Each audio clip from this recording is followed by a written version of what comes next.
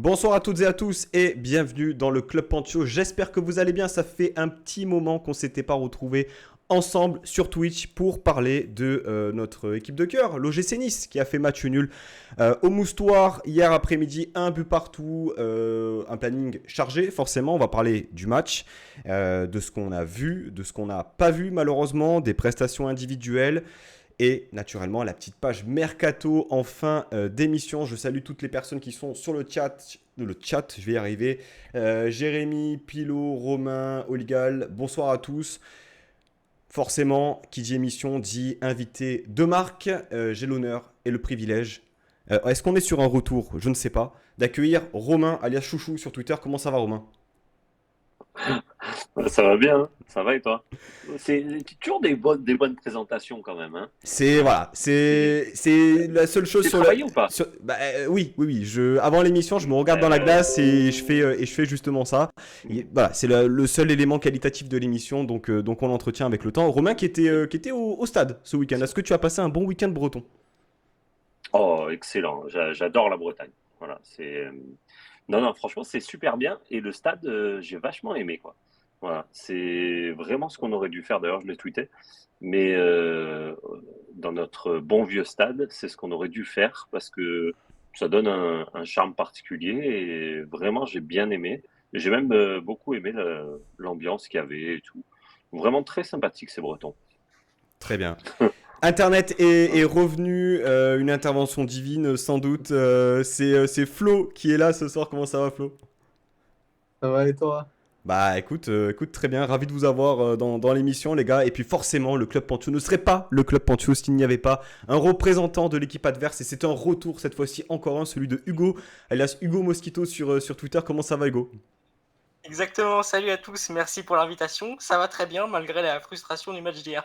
Et merci pour l'invite, en tout cas, ça fait plaisir. C'est cadeau. Alors, Flo, sur la caméra, on te voit inversé. Donc, je ne sais pas si ça ressort à l'écran. Quoi qu'il en soit, sur le retour, moi j'ai un écran noir. Messieurs, on va attaquer sur ce match. Peut-être déjà en parlant de la composition d'équipe de l'OGC Nice, un 4-3-3 aligné et on va dire deux voire plusieurs surprises. La première, c'est l'absence du 11 de Terem Moffi, officiellement malade, officieusement, de toute façon, c'est sorti sur Ah, Twitter. malade, malade, Oui, malade, Romain, est-ce qu'on peut. malade. Ouais, Ouais, il était malade. ouais, bah, Bon, bien sûr, malade et Todibo blessé. et Todibo blessé, naturellement. Voilà. On me signale, Flo, est-ce que tu peux sortir de la room, s'il te plaît, et re-rentrer parce que écran noir sur le retour de live, donc j'ai pas de, j'ai pas de solution. Voilà. Il y a eu des petits soucis en off avec Flo, mais ça va aller. Romain, cette composition-là, c'est deux joueurs clés que sont Mofi Todibo. C'était inattendu, remplacé poste pour poste par Pablo Rosario, défenseur central, et par Evan Guessant qui a pris l'axe et l'aborde le côté droit. Comment tu juges déjà ces deux choix de composition? On parlera de tout l'aspect, on va dire, mercato dans une deuxième partie, mais déjà ces choix-là faits par Francesco Farioli. Bah, moi, j'étais un peu étonné bon, déjà sur les premières compos, c'était du basique, mais une fois que j'ai su que Todibo et Mofi ne seraient pas là, Guessant qui rentre à la place de Mofi, il n'y a pas de débat pour moi. Et par contre, Rosario en défense centrale, malgré qu'il fasse ses matchs, bah, dès qu'il joue en défense centrale, moi je trouve qu'il fait ses matchs. Mais, mais j'avais lu et j'avais su aussi que à la base, Farioli devait mettre Youssouf en défense centrale si départ de Todibo. Et donc, le voir en 6, Rosario derrière, j'ai trouvé un peu space le message que ça a pu passer à Boudaoui. Mais après, voilà, il a fait son choix. Moi, voilà, j'aurais préféré voir un, un Boudaoui et un Youssouf dans l'axe. Surtout que Youssouf demande à jouer en défense centrale et non pas en 6.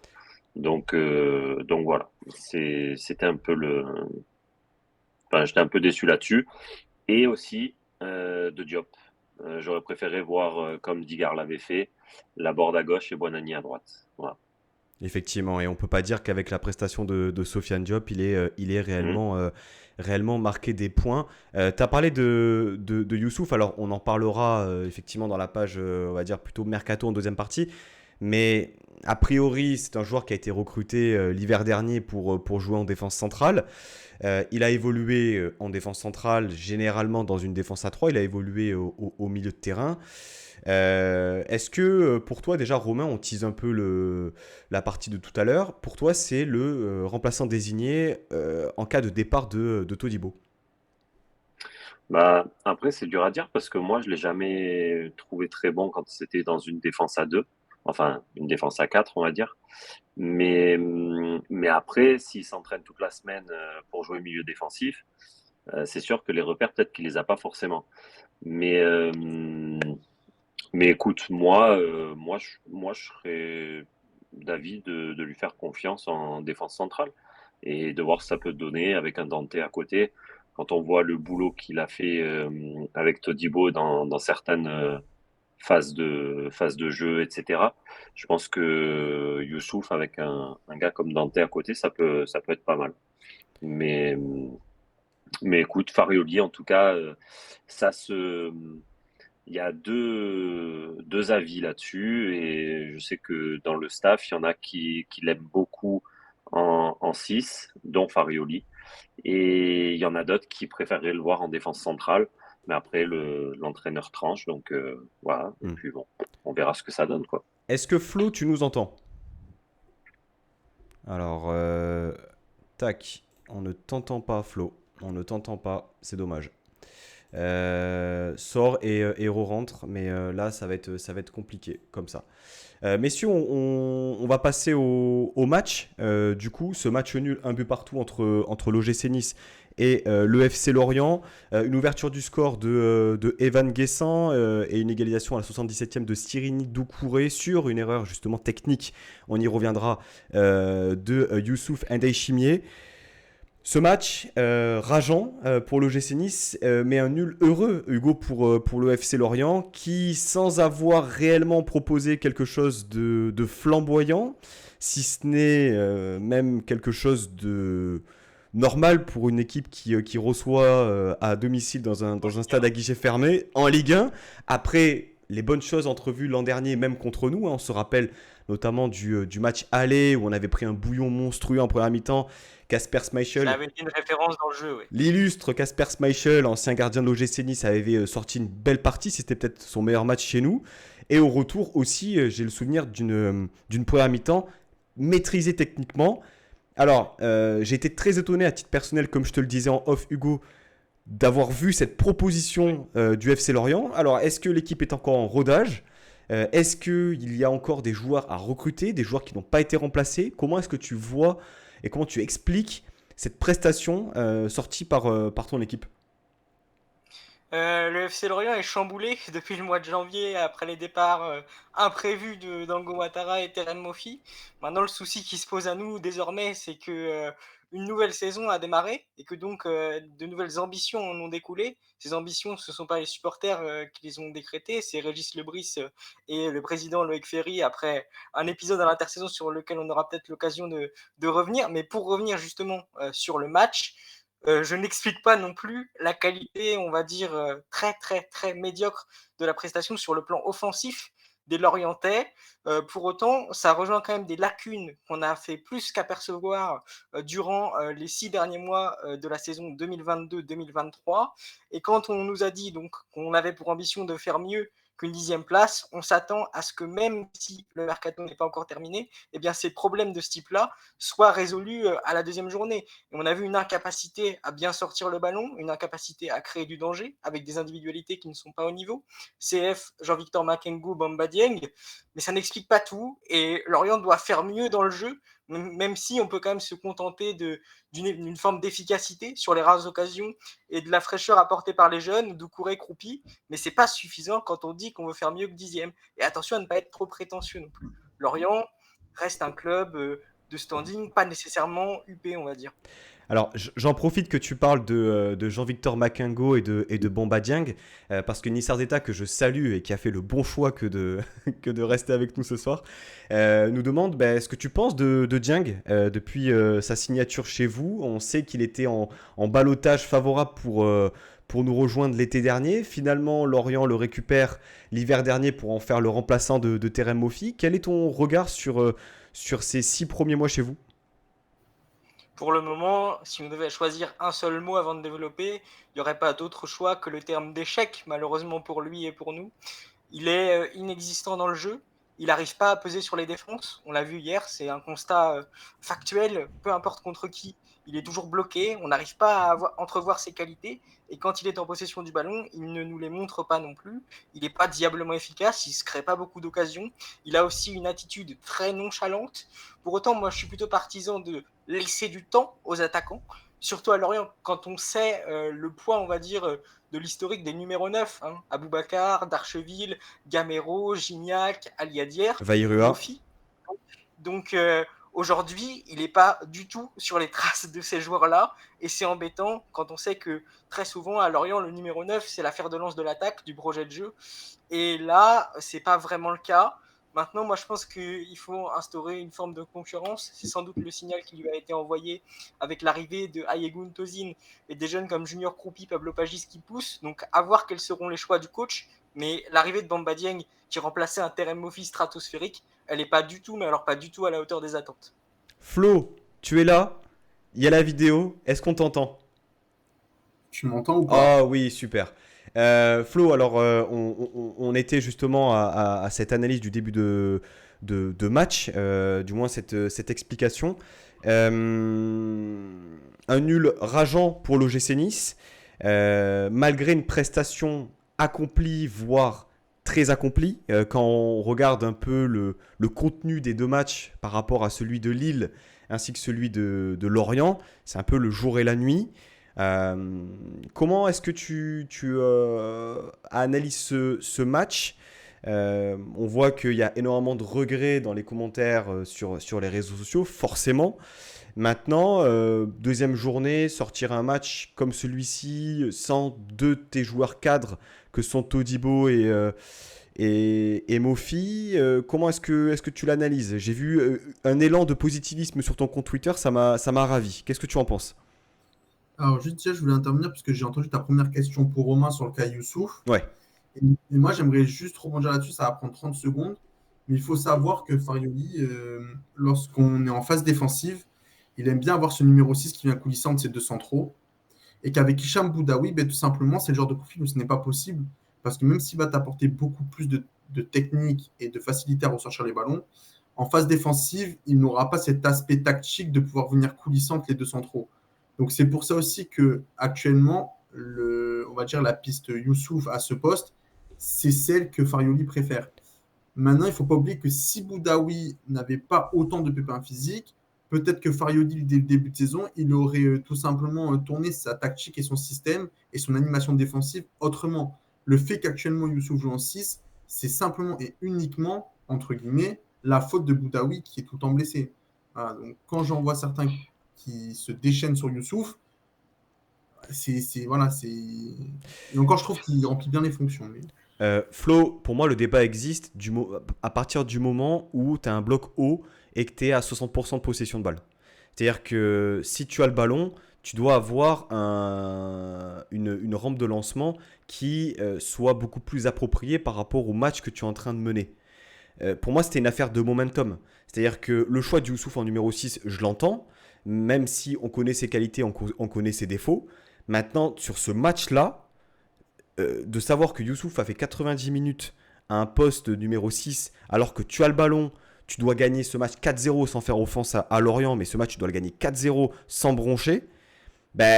Ok pour le fait de l'adaptabilité tactique et passer à 3 derrière, mais sur ce match-là, on concède 2 occasions avec la frappe de Lebris, si on compte le but. Pour moi, ça va pas dans le sens du jeu. Pour moi, c'est limite de la crainte et peut-être un peu de peur de Farioli à la limite qu'autre chose. Je ne suis pas de cet avis parce que quand tu attaques, tu as 7 joueurs offensifs. Tu as les 3 de devant, tu as tes 2 milieux qui se projettent et on voit les latéraux qui sont énormément hauts, voire très très hauts. À un moment donné, il faut bien au moins un joueur qui sécurise ta position défensive. Tu fais le choix de jouer avec des latéraux hauts. Tu ne peux pas jouer avec 10 joueurs hauts sur le terrain. Il en faut bien un qui verrouille au niveau de la position du numéro 6. Et autre chose, Boudaoui est un super profil par le volume de ses courses, mais l'impact physique, si demain tu enlèves Youssouf, ce milieu de terrain, il n'a plus d'impact physique. Il n'a plus de contact, il n'a plus de duel. Si tu joues une équipe qui relance long comme Lorient, les duels aériens, tu es perdu. Il faut aussi à un moment donné, le foot, c'est pas que dans les pieds. Ça se passe aussi dans le physique, ça se passe aussi ce que tu amènes dans les duels. Et Youssouf, il est précieux à ce rôle-là. Je ne dis pas forcément que la seule solution, c'est Youssouf. Alors dans ce cas-là, comme on le dit, il faut revoir une animation défensive. C'est peut-être l'animation défensive qui n'est pas, à ce que tu veux proposer offensivement. Ça peut-être.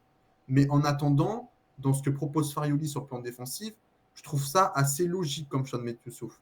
Voilà. Mais dans ce cas-là, à un moment donné, on ne peut pas avoir un 6 comme Boudaoui qui se projette, parce que c'est un 6 qui se projette, plus les deux latéraux qui montent, et seulement couvrir avec Rosario et Dante. C'est pas possible. Surtout qu'on voit qu'il faut pouvoir les couvrir les 30-40 mètres qui les séparent de Bouka en position haute. Donc à un moment donné, il faut faire des choix. Voilà, c'était juste pour la petite parenthèse Youssouf. Ok, bah je te garde la main pour le match dans sa globalité, la prestation de l'OGC Nice. Dans sa globalité, la différence qu'il y a eu avec Lille notamment, contre Lille, moi, j'étais pas alarmiste parce qu'on a joué une équipe qui était exactement dans le même style que nous, sauf que c'est une équipe dont ça fait 1 an et demi qu'ils travaille ce système. C'est maintenant huilé. Il y a eu très, très peu de départs côté lillois. C'est des joueurs qui connaissent absolument la philosophie, qui ont eu l'habitude qu'on travaille pendant 1 an avec Fonseca. On est peut-être sur l'une des meilleures équipes de Ligue 1 sur le pressing et le contre-pressing. Et même avec tout ça, on a essayé de ressortir proprement. On a essayé de mettre notre jeu en place. En première mi-temps, c'était pas si dégueulasse que ça contre Lille. La deuxième, c'était plus compliqué. Hier, moi, je suis désolé. La première mi-temps, c'était peut-être une première mi-temps pour se rassurer. Mais ce qu'on a fait avec ballon, c'était cohérent. Alors oui, il manquait des choses dans les 30 derniers mètres. Mais ce qu'on a fait, c'était cohérent. Par contre, en deuxième mi-temps, dès qu'on a accéléré, moi, je suis désolé. Je m'emballe peut-être un peu. Mais une mi-temps complète comme ça du gym, aussi cohérente, avec du pressing, dans l'utilisation du ballon, la fluidité des schémas, tout ça, je ne me rappelle plus l'avoir vu depuis 2016-2017 et la troisième place avec Lucien Favre. Une mi-temps comme ça, aussi accomplie dans le jeu. Tu parles de la première ou de la deuxième, Flo? La deuxième, la deuxième. Et moi, je pense que le fait d'avoir énormément eu le ballon et d'avoir énormément fait répéter les efforts, notamment au milieu de terrain l'orienté, nous a permis d'ouvrir énormément de brèches en seconde mi-temps. Ça a été à l'usure. Et c'est ça, c'est ce que va demander Farioli. Voilà. Et pour moi, on est complètement dans le projet, on est cohérent. Et toi, tu parles de nul rageant. Oui, je suis d'accord, mais pour moi, c'est aussi ces 2 premiers matchs, c'est 2 matchs nuls encourageants. Pourquoi? Parce que contre Lille, tu es surclassé, mais tu ne perds pas. Et contre Lorient, bon, il y a la frustration du résultat, mais dans le jeu, tu es présent, quoi. Moi, je suis désolé. De ce que j'ai vu des 2 premières journées, on est l'un des 5 clubs les plus cohérents de Ligue 1 dans ce qu'on propose sur le terrain. Romain, est-ce que tu partages ce constat, on va dire, positif de Flo sur ce début de saison, ou alors ça peut être aussi expliqué par la faible opposition et la faible adversité proposée par le FC Lorient? Ouais, je suis un peu partagé sur le fait de dire que Lorient est faible parce que moi, je pense que quand même, techniquement, ils ont quelques joueurs de ballon et on l'a vu en première mi-temps sur quelques ressorties. Après, comme le dit Flo, c'est vrai qu'il y a eu certainement une usure de Lorient parce que la deuxième mi-temps, elle est totalement à l'opposé de ce qu'on a vu en première. Euh, Moi, j'avais l'impression, vu du stade, hein, que la première mi-temps, bah, déjà, tu avais 11 Lorientais qui attendaient pour contrer. C'était un peu frustrant. Et nous, j'avais l'impression que on pêchait techniquement en fait à trouver ce petit espace pour pouvoir se créer cette fameuse occasion. Et des fois, je trouvais vraiment notre jeu un peu lent, quoi. Voilà. Moi, ce que je voulais, c'était mettre des coups de massue un peu plus répétitifs en première mi-temps. Mais au final, en deuxième mi-temps, comme le dit Flo, certainement que la première mi-temps les a usés. Et donc, du coup, on a plus vu Nice ambitieux dans le jeu, plus j'ai trouvé, même techniquement, à trouver plus les espaces. Et j'ai vraiment beaucoup aimé cette deuxième mi-temps. Après, le point noir, c'est la finition. Mais sinon, et encore, je rejoins encore Flo, sur le pressing et les récupérations de balles, C'était incroyable, vraiment. Enfin, du stade en tout cas, ils étaient acculés en fait. Dès qu'il y avait une perte de balle, tu avais deux, trois Niçois qui coupaient les lignes, qui étaient sur le joueur. Voilà, une ou deux fois, ce pressing, ils ont réussi à s'en sortir. Et c'est vrai que là, on voit que dès que les joueurs arrivent, enfin les joueurs lorientais ont réussi à sortir de ce pressing, de suite, ouais, faut être quand même assez vigilant derrière. Mais sinon, vraiment, en termes de physique et de récupération de balles, vraiment, j'ai trouvé ça vraiment très, très, très bien. Maintenant, après, de toute manière, on pouvait pas espérer qu'en 2 mois, on a un jeu huilé comme peut l'avoir ouais, Lille, par exemple. Ça vient petit à petit. Maintenant, après, moi, je suis plutôt confiant. Voilà, je suis confiant. On verra déjà rien que face à Lyon, qui a avec 0 point, ils auront un besoin de faire un match cohérent et on verra ce que ça donne. Mais Est-ce en tout cas, qu'on pour l'instant, je suis pas déçu. est-ce qu'on va réussir à relancer le cadavre olympique lyonnais comme c'est le cas lors des dernières saisons? Reste à voir ça. Moi, je te Cette fois-ci, ce serait quand même une performance, hein. Alors oui, c'est vrai qu'effectivement le Lyon des dernières semaines, il est quand même très très faible. Je te rejoins sur quelque chose, Romain, parce que toi, tu as l'avis du stade. Et c'est vrai que ayant vu le match à la télé, c'était impressionnant la rapidité avec laquelle on a réussi à récupérer le ballon rapidement. Avec un bloc haut. Non. euh, Mm. et c'était assez impressionnant. D'ailleurs, il y a un graphique de DataFoot qui est sorti, je crois, hier après-midi qui montrait que sur la journée, sur la seconde journée de Ligue 1, je crois qu'on est dans le top 3, top 4 des équipes ayant récupéré le plus de ballons à Non, vérifier. c'est incroyable, mais vu du stade, en fait, au bout d'un moment, en deuxième mi-temps surtout, tu as Dante dans les 35 derniers mètres de Lorient qui vient presser un joueur, enfin le joueur, l'attaquant qui est juste devant lui, mais qui redescend vachement pour récupérer le ballon. Tu as Dante qui est à 3 mètres de lui, quoi. C'est incroyable. Même nous, au bout d'un moment, on se dit, mais putain, mais il branle quoi? Et en fait, c'est ça, moi, vraiment, ce que j'aime, c'est aller tout le temps, essayer de récupérer le ballon au plus vite et tout le temps être derrière le joueur, comme nous a fait Lille, en fait, chez nous, quoi. Hmm. Chez nous, ils étaient tout le temps derrière notre cul. Et là, ça s'est passé exactement pareil. J'ai beaucoup aimé. Justement, en plus, ce match qui prend place aussi dans un contexte où on l'a dit, bon, Terem Moffi, pour d'autres raisons, n'a pas démarré le match et est rentré sur les 10 dernières minutes. Todibo qui est en instance de départ, on y viendra tout à l'heure dans la deuxième partie de l'émission. En bref, une équipe pas définitive, même si l'ossature pour l'instant est intéressante. On espère de tout cœur que le nouveau latéral gauche signera dans la semaine, même si ça a l'air très très bien parti. Hugo, on en a parlé avant le lancement de l'émission. Sur la proposition finalement de Lorient sur ce match-là. Une proposition tactique assez faible. Est-ce que tu penses que c'était réellement un souhait de Lebris que d'attendre l'OGC Nice et de procéder en contre-attaque? Finalement, il n'y en a pas eu énormément, à part naturellement le but qui est le fruit d'une erreur individuelle. Non, non, je pense que c'était pas voulu et c'est même pas mon opinion, c'est ce que Régis Lebris a dit en interview d'après-match sur Prime Video. Il a très clairement exprimé le fait qu'il n'était pas satisfait de l'état d'esprit, de l'absence d'allant offensif affiché par ses joueurs hier. Et cette insatisfaction-là, je pense qu'elle est partagée dans les tribunes, sur les réseaux sociaux. Il y a une forme d'incompréhension d'avoir vu Lorient faire, sur le plan de la philosophie de jeu, le même match qu'au Parc des Princes, alors que c'était pas tout à fait le même contexte et le même adversaire, sans vous faire injure. Mais ce qui est intéressant, c'est qu'on voit que face à une équipe qui travaille sa philosophie de jeu, comme c'est votre cas, et qui travaille plutôt très bien parce qu'il y a des choses qui sont prometteuses, on a beaucoup de difficultés. Et ce qui est rageant de mon côté, c'est que on a des difficultés identiques à celles qu'on avait en fin de saison dernière, depuis que Ouattara et Mofi sont partis, et on ajoute à cela en plus le fait que Lefebvre est désormais parti. Donc, si on résume, il n'y a plus de profil de buteur efficace et rapide, il n'y a plus de profil de joueur percutant sur les couloirs, il n'y a plus de profil de créateur au milieu. Donc ça coince pour Lorient, et c'est quelque chose qui est réellement problématique dans la façon dont on veut jouer, et on voit bien que nos adversaires en profitent.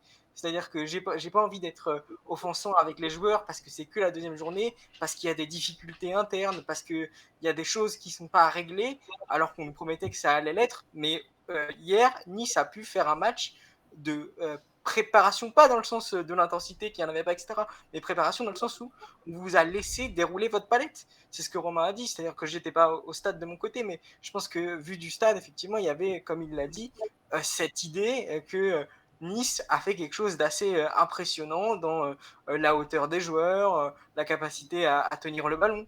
Et il faut qu'on soit capable de répondre à ça au-delà de simplement l'idée d'arracher des résultats. En tout cas, il faut qu'on soit capable de le faire si on veut réellement faire mieux que top 10. Parce que c'est l'ambition affichée.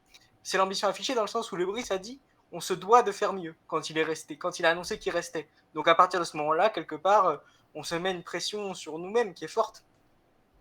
Effectivement. Bon, ce match, on ne l'a pas remporté. Flo saluait effectivement cette deuxième mi-temps de haute facture avec effectivement de la possession et beaucoup plus de vitesse dans les transitions parce que la première mi-temps, effectivement, alors peut-être qu'elle a servi à mieux exploiter le deuxième acte, mais on avait quand même l'impression que ça ronronnait énormément au point où des fois il y avait aucun mouvement par moment, voilà, un peu stérile peut-être. Mais il y a eu un fait de jeu, malheureusement, on est obligé d'en parler. Voilà, c'est toujours délicat de parler d'arbitrage parce que tous les week-ends en Ligue 1, il y a des décisions qui font parler, qu'on soit supporter parisien, nantais, toulousain, peu importe. Mais cette situation sur Evan Guessant, finalement, aujourd'hui, on peut se dire que ça nous coûte peut-être aussi la victoire. On peut dire aussi qu'Evan Guessant aurait pu mettre son face-à-face, que Laborde aurait pu mettre sa reprise de volée et avec des si on refait le monde. Mais déjà, peut-être première question, pour vous, penalty ou pas sur Evan Guessant? Vous pouvez y aller. Franchement, moi, j'ai vite fait revu l'action. J'ai lu le truc comme quoi Turpin a dit, ouais, si on s'attaque à, je sais pas, enfin, en gros, si on marche sur la chaussure d'un joueur, c'est pas pour ça qu'il y a faute. Enfin bref. Mais si tu siffles le penalty que j'ai vu par contre dans le match de Paris, tu dois le siffler, tu dois le siffler sur Guessant. Donc pour moi, oui, il y a penalty par rapport à ça. Mais après, je vais peut-être aller à l'encontre de tout le monde, mais à la base, moi, contre Paris, enfin, en gros, c'est pas un scandale non plus qu'il n'y ait pas penalty pour moi. Voilà. C'est pas scandaleux. Enfin, ça peut siffler. Disons que Paris, en fait, le joueur qui se fait marcher sur le pied, c'est celui qui a le ballon, déjà. Et nous, c'est un joueur qui va se battre pour peut-être récupérer le ballon, de ce que je me souviens. C'est un duel, oui, c'est pas Mais pareil. ouais, voilà. Donc c'est deux situations différentes, mais le geste c'est le même dans les deux matchs. Donc après voilà, c'est tendancieux, mais ouais, est-ce qu'il fait exprès du marcher sur la chaussure? Enfin, tu vois, c'est des trucs, je sais pas. Moi, ça peut siffler, mais en tout cas, de pas l'avoir sifflé, c'est pas non plus une énormité, quoi. J'ai pas l'impression aussi que le contact soit énorme. Du moins, il est peut-être amplifié aussi par rapport à l'état de la chaussure de Guessant après le contact. Après, c'est que mon avis. Et il intervient aussi, comme tu l'as dit, après le penalty sifflé pour Toulouse qui a eu lieu la veille. Flo, ton avis sur la situation du penalty, est-ce que tu aurais sifflé ou pas?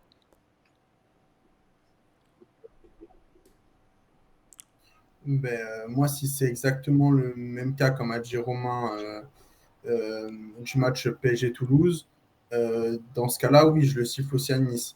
Maintenant, comme dit Romain, et c'est aussi très juste, à Paris, le joueur est en possession du ballon. Là, je pense qu'Evan Guessant est en capacité de récupérer le ballon parce qu'il se fait accrocher son premier appui, mais il est au moins en capacité d'aller faire le pressing. Donc, c'est pas facile à juger. Maintenant, pourquoi tu le siffles pour Toulouse? Pourquoi tu le siffles pas pour Nice? À un moment donné, le contact, il existe. n'importe quel contact dans la surface, même si le joueur n'est pas en lien direct avec le ballon, s'il y a un contact, il doit être sifflé.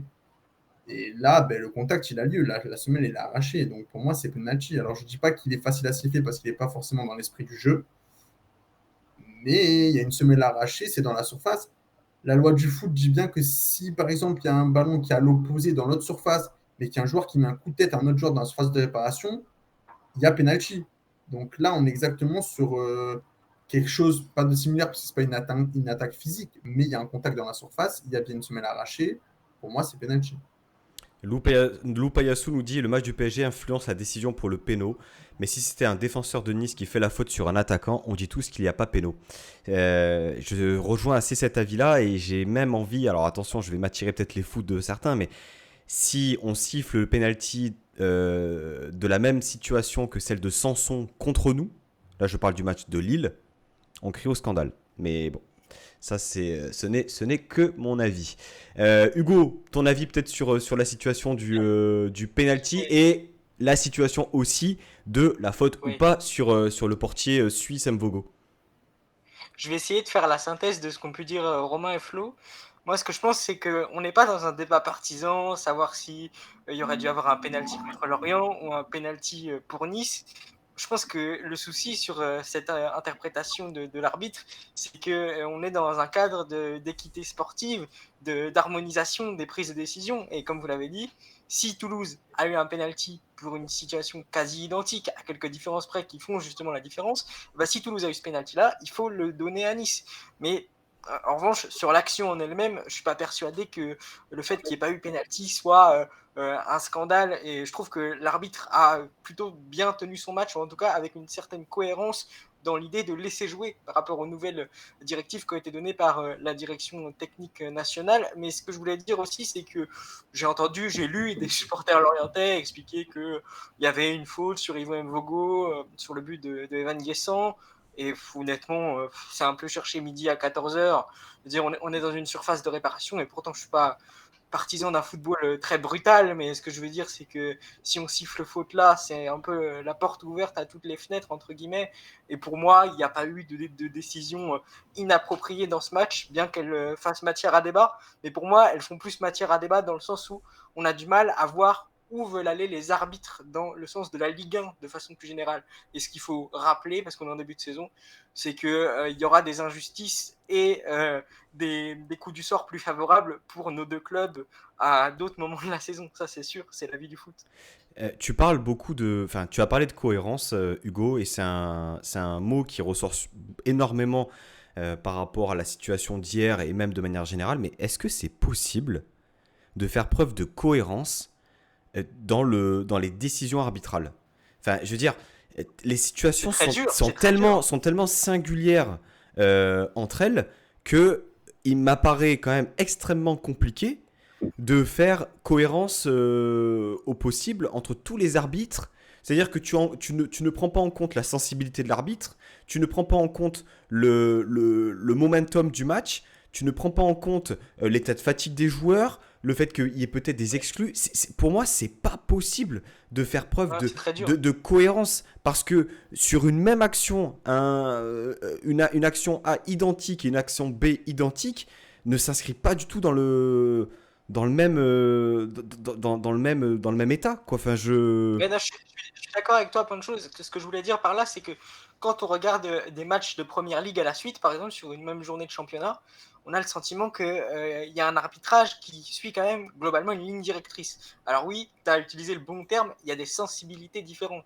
C'est-à-dire que même sur le plateau du Club Poncho, là, entre toi, entre Romain, entre moi, entre Flo, sur une situation comme celle-là, on sifflera peut-être pas tous la même chose. Et être arbitre, c'est très compliqué pour ça, pour la prise de décision, pour le choix. Ça, il faut le redire, surtout au niveau professionnel. Mais on ne voit pas pour autant une forme de ligne globale où tout le monde serait d'accord pour dire eh ben, ok, ils les font sans doute ces réunions-là en interne, mais dire sur telle décision, on est unanime pour siffler telle ou telle chose ou pour ne pas les siffler. Et je pense que plus les arbitres aussi seront transparents vis-à-vis de nous, public, vis-à-vis des médias, vis-à-vis des dirigeants, des joueurs, et ben moins on aura ces discussions-là, mais pour le moment, c'est pas encore le cas. Et surtout, moi, je trouve que ce qui est rageant, c'est qu'on a les pistes pour améliorer ça, la sonorisation, etc. Et ça traîne. et ça prouve que on n'est pas sur un corps de profession qui est non plus dans une idée de faire changer les choses, quoi. Effectivement. Flo, tu nous entends? Ouais. Ouais, tu m'entends? Ouais, parfaitement. J'ai enlevé Messieurs, la caméra, sinon ouais, je il n'y a rigole. pas, y a pas de souci, t'inquiète pas. Je vais insérer ta PP Twitter pour terminer l'émission. Messieurs, parenthèse fermée sur l'arbitrage, ou est-ce que vous aviez encore quelque chose à rajouter? Non, c'est bon pour moi. Non, moi juste, je Non. voulais juste rajouter quelque chose parce que c'est très intéressant. Je sais plus ton prénom, excuse-moi, le C'est supporter. Hugo, pardon. Excuse-moi, Hugo. Ouais. Ce qu'il dit, c'est très intéressant par rapport à l'Angleterre. Et c'est ce que je voulais dire tout à l'heure dans mon approche, c'est l'harmonisation de la prise de décision. Comment tu peux siffler penalty sur le PSG Toulouse et comment tu peux ne pas siffler penalty sur le Lorient-Nice. Voilà. Moi, je me base sur aucune règle d'arbitrage pour dire qu'il y a penalty sur Guessant. Parce que, comme j'ai dit, la faute, elle n'est pas dans l'esprit du jeu. C'est-à-dire que ce n'est pas une annulation d'action de but, ce n'est pas une faute volontaire. Il n'y a rien de méchant là-dedans. C'est d'une attention, ça peut arriver à tout le monde. Mais à un moment donné, c'est si tu la siffles la veille, pourquoi pas le lendemain, tu vois. Et quand on parle de l'arbitrage anglais, ben, pourquoi l'arbitrage anglais actuellement c'est le meilleur au monde? Mais parce qu'il y a une harmonisation des décisions. Et mais même dans tout, dans le traitement de la VAR, dans tout, mais ça va 10 000 fois plus vite que chez nous. Et voilà, et ça, c'est vraiment un problème qu'il faut résoudre au plus vite. Parenthèse refermée, messieurs, sur l'arbitrage. Par rapport au match, eh bien, il y a un joueur qui a profité aussi de la maladie de Terem Moffi pour se montrer. C'est un joueur qui était prêté l'année dernière au FC Nantes, qui est parti dans des circonstances où on lui a peut-être reproché d'être honnête, finalement. C'est Evan Guessant, messieurs. Romain, sa performance au-delà de son but, elle est très encourageante, voire très intéressante. Après une entrée contre Lille, là aussi, qui aurait pu être décisive sur un côté. Là, il a eu un rôle plus axial. Un but qui vient récompenser aussi de belles prestations. Derrière, bon, il sous-entend, ou du moins il dit clairement à France Bleu Azur qu'il reste l'année prochaine. Est-ce que tu le vois vraiment comme un joueur pouvant être utile dans ce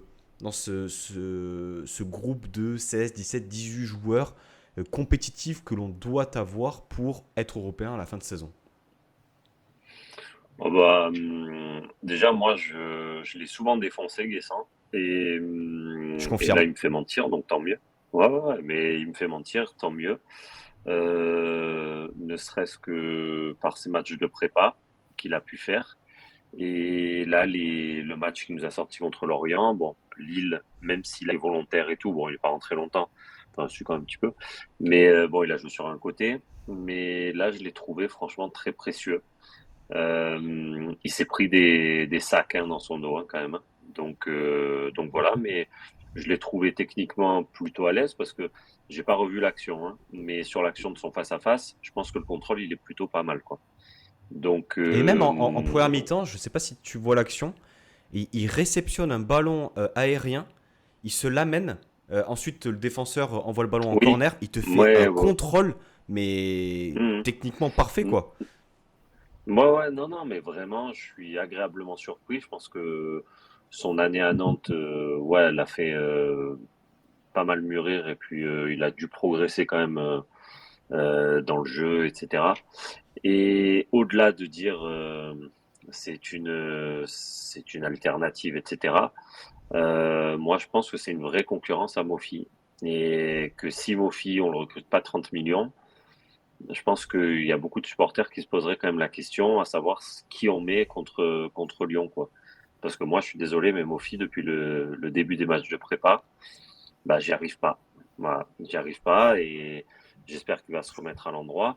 Mais je parlais avec un mec de Lorient en plus. C'est rigolo parce qu'il me dit ouais, ce soir on gagne. Cet après-midi on gagne. Et je dis ouais, mais non, moi je suis niçois. Et il me dit ah bon, putain, vous nous avez pris Mofi. Hein. Et en rigolant, je dis ouais, si vous voulez le reprendre, moi il y a pas de souci. Mais Ah là, oui.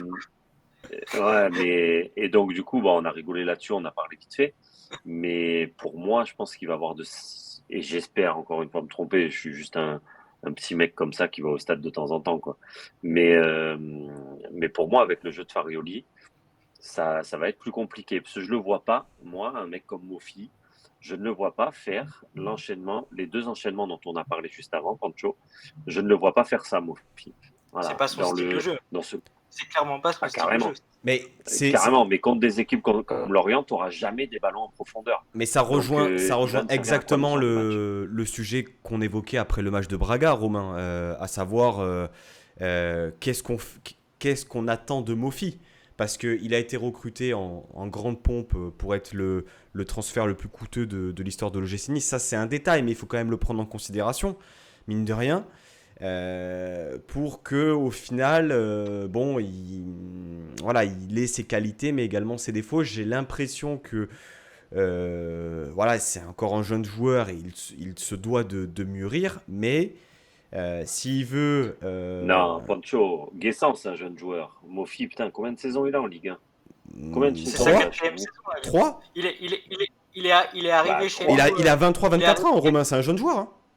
D'accord, non, mais je veux bien que ce soit un jeune joueur. Mais il connaît la Ligue 1. Mais moi, je suis désolé, moi, sincèrement, et j'aimerais qu'il explose tout. Mais dans le style qu'on veut mettre en place, un attaquant qui prend la profondeur, mais il n'aura pas souvent la profondeur. Qui c'est qui va lui mettre les ballons en profondeur? Qui? Enfin, moi, sincèrement, je enfin voilà, après, je vois plus un mec de surface et plutôt qu'un mec en profondeur. Et moi, je suis désolé, mais pour l'instant, techniquement, je le trouve pas à l'aise. Donc après, je sais qu'il y en a plein qui adorent Mofi, etc. Mais c'est juste pour se baser par rapport à ces 30 millions, qu'on me sorte des gros matchs qu'il ait fait. Ouais, à Monaco, il a eu des ballons en profondeur. Ok. Est-ce que je peux Bâle, intervenir? Bâle, il a été dans la surface. C'est vrai, il a fait un très bon match là-bas. Mais pour moi, un attaquant que tu recrutes 30 millions qui vient du championnat de France, au bout d'un moment, il a peut-être un temps d'adaptation, mais il est quand même là depuis janvier. Et moi, je trouve que depuis qu'il est arrivé, il régresse. Il a fait un super match, j'y étais à Marseille. Il n'a pas marqué, mais il a fait un super match dans l'engagement physique, etc. Mais il y avait des espaces. Mais dans des matchs fermés comme contre Lorient, qu'est-ce qu'il aurait fait? Et pour moi, dos au but, il n'est pas bon. Voilà, et c'est que mon avis personnel. Après, chacun voit le match avec ses propres yeux. Mais moi, voilà, c'est mon avis perso en tout cas. Hugo, tu voulais intervenir. Ensuite, Flo, je te Oui, laisserai la pardon, parole. j'ai coupé la parole un petit peu à Romain, c'était peut-être pas très audible. Non, ce que je voulais dire, c'était que Terren Moffi, moi, c'est un joueur, personnellement, j'ai beaucoup apprécié son passage à Lorient, tant sur les plans humains que sportifs, mais c'est pas le sujet, parenthèse refermée. Terren Moffi, c'est un joueur qui fonctionne par cycle. C'est-à-dire qu'à Lorient, il a eu 3 phases de très très haut, avec beaucoup de buts, avec un apport au jeu très très impressionnant. Et puis il a eu 3 phases de très très bas, dont une au tout début, quand il est arrivé, avec une phase d'adaptation très très complexe. Et puis ensuite, il y a eu une autre phase plus compliquée, où là, c'était assez étonnant, juste après une blessure en 2021-2022, alors qu'il avait très bien commencé la saison sur le plan statistique, comme toute l'équipe d'ailleurs à l'époque, et son déclin avait engendré le déclin du collectif.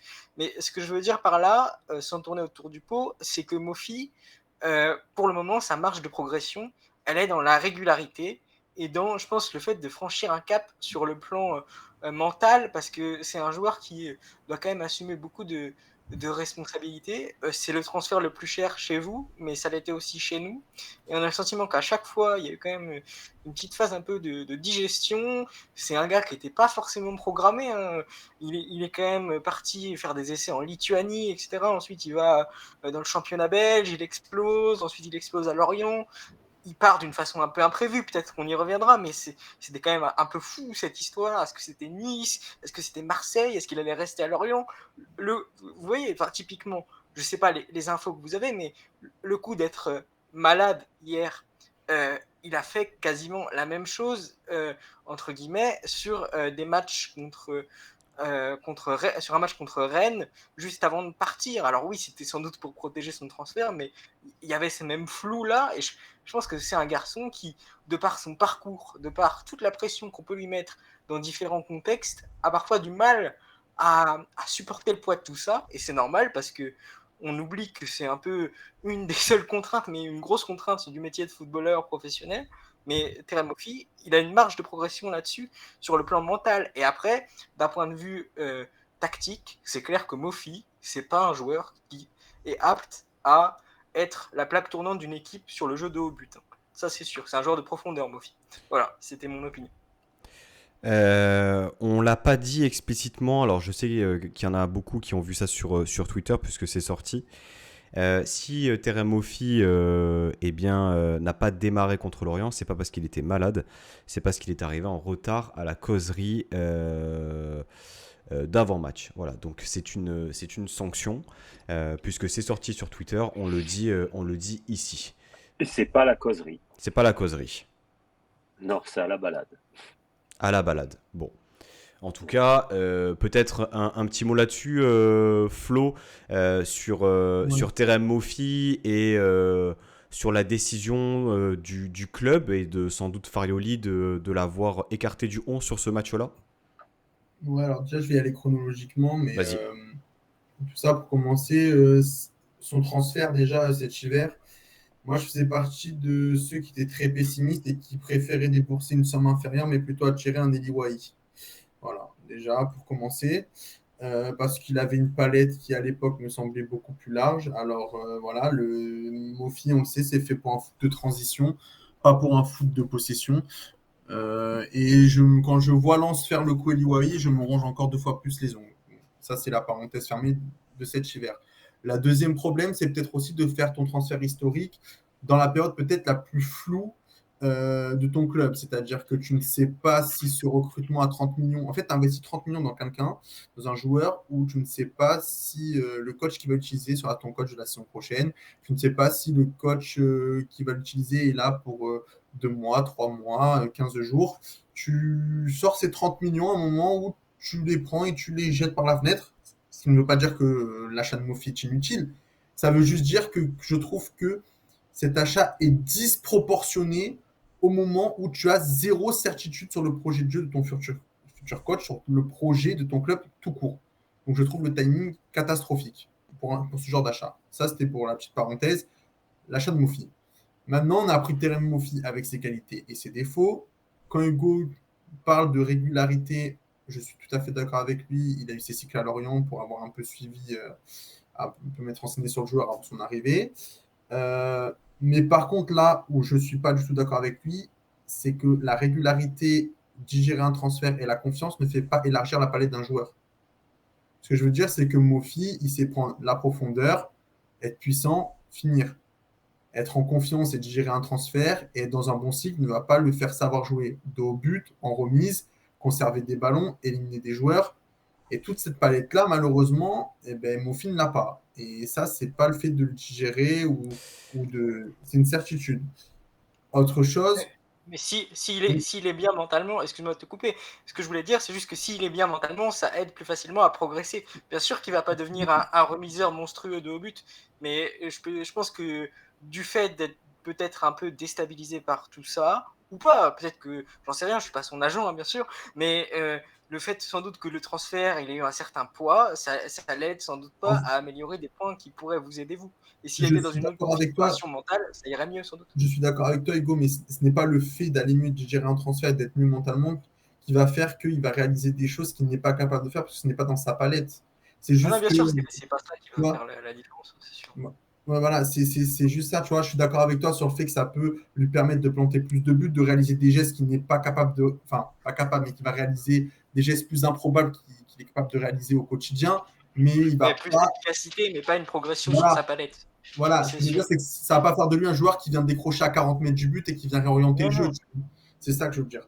Par contre, là où je trouve un peu plus dur, et je l'ai noté sur les matchs de prépa, et notamment contre Lille, je trouve qu'il en progresse. Voilà. Alors évidemment, comme dit Romain, c'est sûr, c'est pas encore le joueur pour jouer de la possession. C'est une certitude, et ça, je peux le rejoindre totalement. Maintenant, je trouve que dans ce qu'il a proposé, alors je n'ai pas vu le match contre Braga, j'ai vu son match contre Lille. Franchement, contre Lille, je l'ai trouvé bon. Notamment dans le pressing, je pense qu'il n'y a aucun joueur, et même pas Evan Guessant, qui est capable de démarrer les pressings et répéter les efforts dans la répétition d'efforts. Je trouve qu'il est très important pour le pressing et le contre-pressing que veut mettre en place Farioli. Je pense même qu'il est essentiel. Maintenant, c'est vrai qu'avec ballon, on peut en attendre plus. Mais là où je suis sûr de quelque chose, c'est qu'il est capable d'être un attaquant de surface. Il n'est peut-être pas capable de tenir le ballon comme le fait Evan Guessant, d'éliminer comme fait Evan Guessant, mais j'en suis sûr qu'il est capable de peser dans la surface. Et on l'a vu d'ailleurs sur le match aller à Bâle, où le but qu'il met, tout simplement, c'est un but de surface. Alors, c'est qu'un but, mais je pense qu'il a le gabarit pour être un attaquant de surface. Maintenant, il faut le travailler, mais je le vois déjà en progression dans le jeu. Et dernière petite parenthèse, je raccourcis rapidement. J'étais l'un de ceux qui disaient que l'année dernière, enfin en fin de saison avec Galtier, j'étais dégoûté que Guessant parte à Nantes parce que tout simplement j'avais peur qu'en termes de profondeur devant soit limité. À l'époque, il n'y avait pas Mofi, c'était Delors Laborde. Beaucoup m'avaient critiqué, bon, juste ou à mauvais cheat, enfin ça, chacun donnera son avis. Et par contre, en début de saison et après les matchs de prépa, j'avais dit que Evan Guessant sur le terrain, pour moi, avait une palette plus large que Terem Moffi. Ça ne veut pas dire qu'il est meilleur que Terem Moffi parce que dans ses points forts, il va être à un moins haut niveau que Moffi, mais il avait une palette plus large. Bon, un génie de Twitter ayant un compte de Marseille, il m'a dit que je comprenais rien au football. Mais bon, apparemment, sur le terrain, j'ai de meilleurs yeux que lui actuellement. Donc, bon, voilà. Mais bon, en tout cas, ce que fait Evan Guessant hier, ça m'a vachement impressionné. Et je pense que s'il n'y avait pas les 30 millions, comme disait Romain, le débat de la place de titulaire serait actuellement dans plein débat. Je fais partie des gens, et pour en avoir discuté avec toi Romain, qui pensent et espèrent qu'il arrivera à se mettre au diapason de l'état d'esprit et du plan de jeu désiré par Farioli. Alors ça ne va pas devenir du jour au lendemain un technicien hors pair. Par contre, je pense qu'il peut être bien meilleur dos au but, être bien meilleur justement en venant dans le cœur du jeu et en proposant une solution, notamment contre Lille, où tu es acculé et tu as besoin de sortir et faire sortir ton bloc en touchant ton numéro 9. J'ai une question pour Romain, Pancho, si tu me Vas-y, permets. vas-y. Juste Romain, contre Lille, tu ne l'as pas trouvé en progrès, notamment dans sa capacité à parfois garder un peu plus le ballon dos au jeu parce que j'ai trouvé que, notamment en première mi-temps, après en deuxième, ça a été plus compliqué. En plus, il est sorti plutôt tôt. Mais j'ai trouvé que, par moment, quand il était acculé sur le but, il nous avait fait respirer, tu vois. Je ne sais pas ce que tu en penses. Bah écoute, oui. Moi, ce que j'ai trouvé à Lille déjà, c'est que c'est sûr que c'est un attaquant qui dégage une puissance, c'est assez incroyable. Mais, mais après, justement, par rapport à son physique et tout, putain, j'aimerais qu'il garde un peu plus le ballon. Quand il se met en opposition et tout. Après, je te dis franchement, le match de Lille, je sais même pas, mais apparemment, oui, c'est bien lui. Hein. Quand Thuram il fait la percée, qu'il la met en retrait, c'est Mofi qui loupe le cadre. Mais en fait, C'est une question. il lui met un peu en retrait. En fait, il arrive dans le dos, la passe, il me semble. Tu sais D'accord. apprend Non, parce qu'il revient sur Thuram parce qu'il rate complètement sa frappe, mais elle y arrive un peu dans le dos, en fait. Hmm. Bon, mais et moi en fait, vu du stade, donc bon, déjà ça m'avait un peu énervé, même par rapport à Thuram, par rapport à celui qui loupe après. Et après, je dois avouer un truc, quand Nice ne gagne pas, j'ai du mal à regarder les matchs ou même les résumés.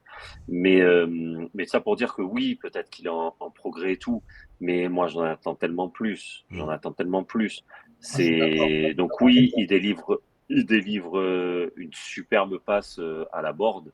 Elle est pile dans le bon tempo. Elle est pas trop longue, elle est pas trop courte. Nickel. Et franchement, ça là-dessus, voilà, c'est bien. Mais après, putain, j'en attends tellement plus. Et depuis le début de la prépa, j'en attends beaucoup plus et qui pèse plus parce qu'il en a la capacité sur les défenses adverses par rapport à son physique, comme il a fait contre Marseille. Contre Marseille, je l'ai trouvé impressionnant l'année dernière. C'est sur la Vraiment. transition.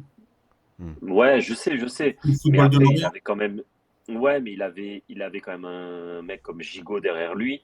Le combat, il était, enfin, c'était du petit lait, quoi. Franchement, j'ai trouvé les deux quand ils étaient en opposition, en duel et tout.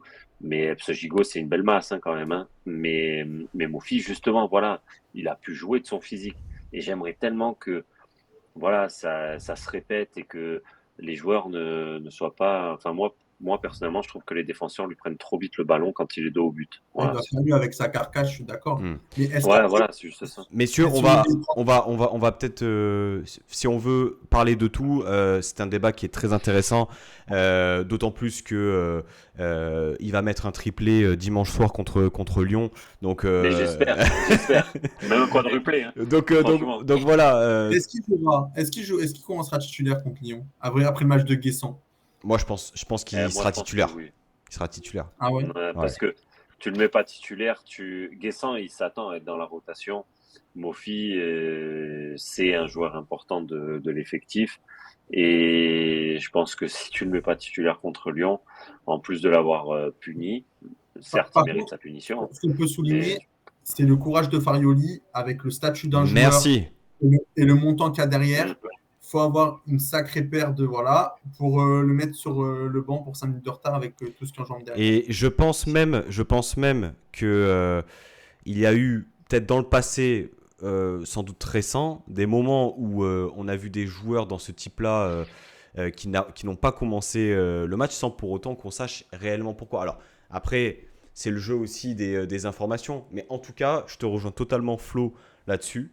Euh, Retour peut-être à un cadre de travail strict, un cadre dans lequel les joueurs doivent se sentir bien et dans lequel ils doivent respecter aussi certaines règles. Et dans cette idée-là, moi en tout cas, c'est un grand oui, peu importe qui tu es, peu importe ton palmarès, peu importe ton salaire, eh bien tu te dois de respecter ça. Parenthèse, Mofi terminé. On a parlé de Youssouf Boudaoui en début d'émission, on a parlé de Mofi. On est à plus d'une heure, non, quasiment une heure d'émission.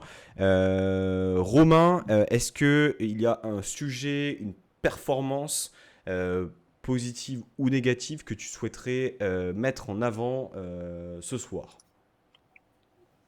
moi, j'ai adoré Diop. Non, je plaisante.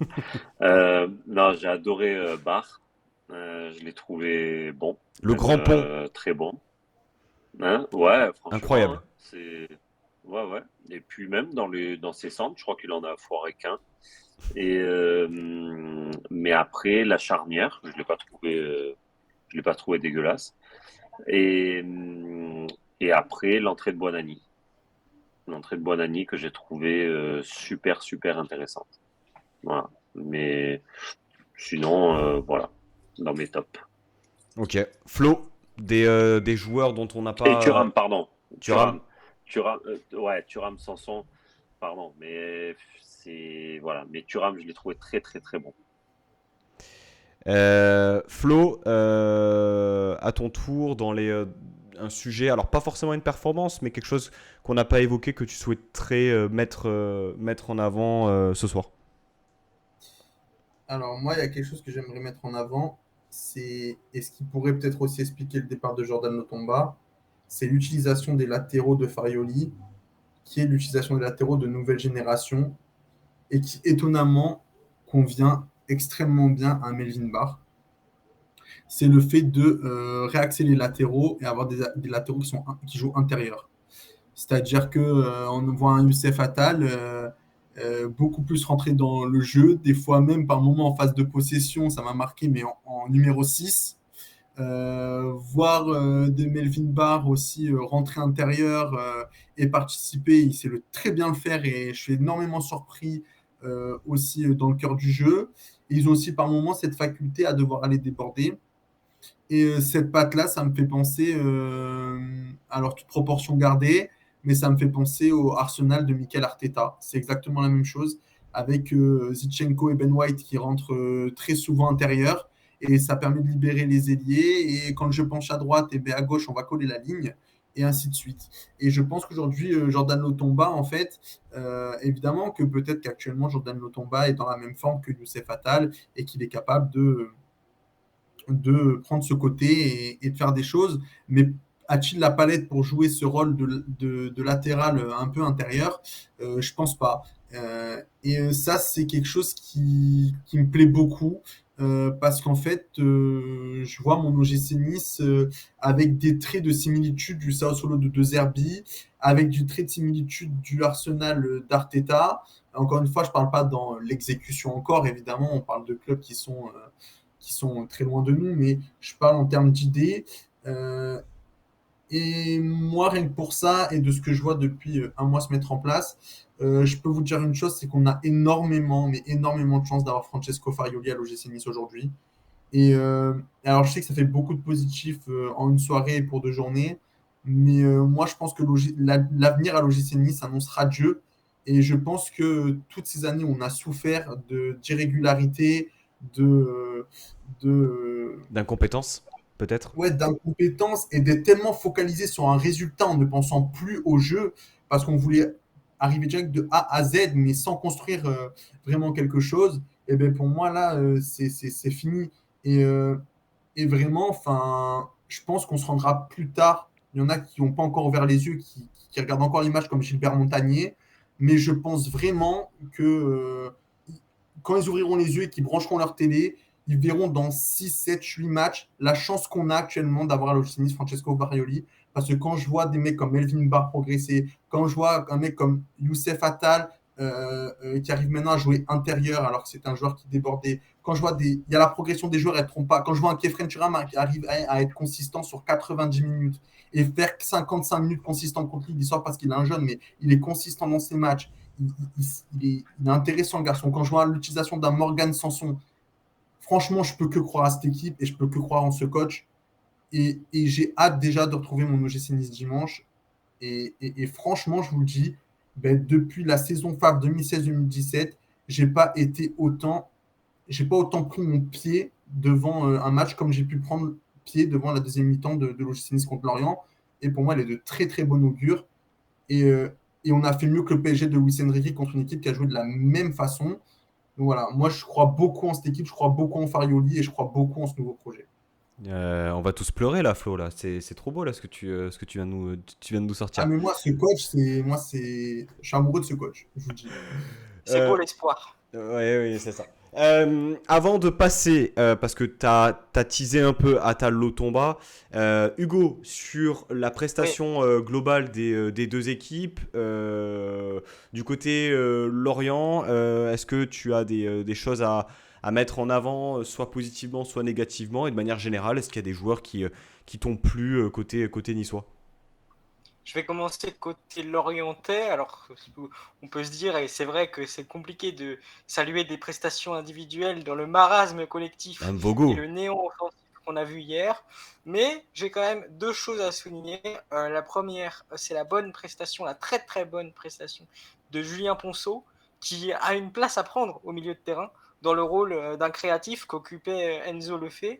Il a été préféré à Théo Lebris, bien que personnellement, dans une optique plus offensive, j'aimerais bien les voir alignés tous les deux, mais Ponceau a saisi sa chance, il a utilisé les ballons avec verticalité, toujours vers l'avant, avec du courage. Alors après, oui, il a toujours ses défauts, c'est-à-dire que dans le dernier geste, on a du mal à le voir être un joueur de statistiques, d'avant-dernière passe, de dernière passe ou même de frappe. Donc ça, ce sont ses marges de progression, mais pour autant, on voit qu'il a à cœur de saisir sa chance en tant que titulaire, et là, on voit surtout qu'il apporte un profil différent et dont on a réellement besoin pour apporter quelque chose offensivement. Et quand on voit la faible qualité de ses camarades sur le match d'hier, on a bien vu qu'il rayonnait quand même.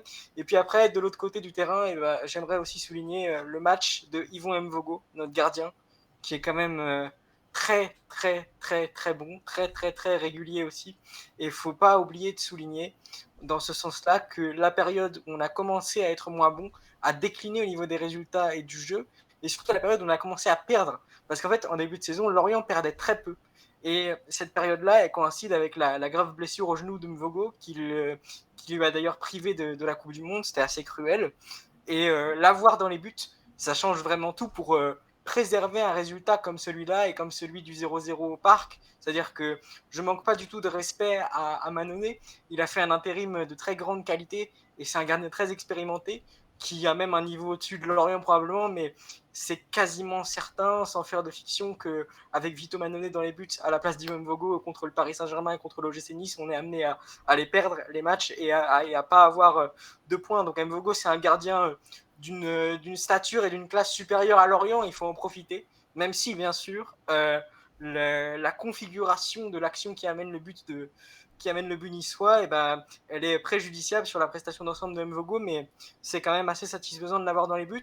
Et côté niçois, j'aimerais dire que Sanson, c'est quand même franchement pas mal. Alors, je suis pas très original parce que j'ai l'impression que médiatiquement, tout le monde parle de Sanson, il y a des articles dans l'équipe, il était invité de Dimanche Soir Football, donc je viens pas de réinventer l'eau chaude en disant ça, mais j'ai l'impression, surtout sur le match contre Lille, parce que contre Lorient, on l'a moins vu que par rapport à Lille. Attention, il a quand même fait une très bonne prestation hier, mais j'ai l'impression que Sanson va énormément apporter, surtout par rapport à ce que semble demander Farioli aussi. Je sais C'est pas un si vous êtes délice. Ah, C'est un délice. en l'espace de deux matchs, il a totalement fait oublier Aaron Ramsey et je crois que c'est Bertino qui tweetait ça en disant qu'on a l'impression que ça fait 4-5 ans que le gars il est dans l'équipe, tellement il s'est affirmé rapidement comme étant déjà un très très bon joueur de football et un des leaders en puissance de cette équipe. Flo, tu as parlé de Atal Lotomba, alors ça a fait un peu réagir. Alors déjà, l'information qui est quand même une information assez importante, c'est que Atal a joué plus de 90 minutes. Voilà. Et ça, c'est trop rare pour être souligné.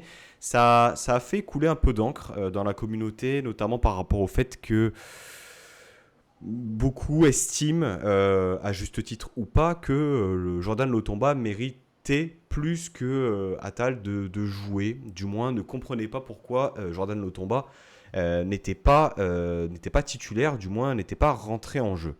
Alors, je vais vous exprimer une théorie, hein, c'est un peu péteux de dire ça, mais voilà. Donc, Youssef Attal était en fin de contrat en 2024. Il reste 10 jours de mercato. Aujourd'hui, qui c'est qui va poser une somme sur un joueur qui est blessé quasiment à la moitié de saison depuis 3 ans? Je pense difficilement, hormis peut-être un club saoudien en toute fin de mercato, sachant qu'ils ont jusqu'au 20 septembre.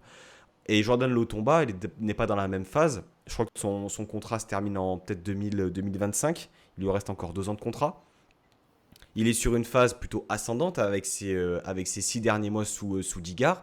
Donc il est plus bankable aux yeux des autres clubs.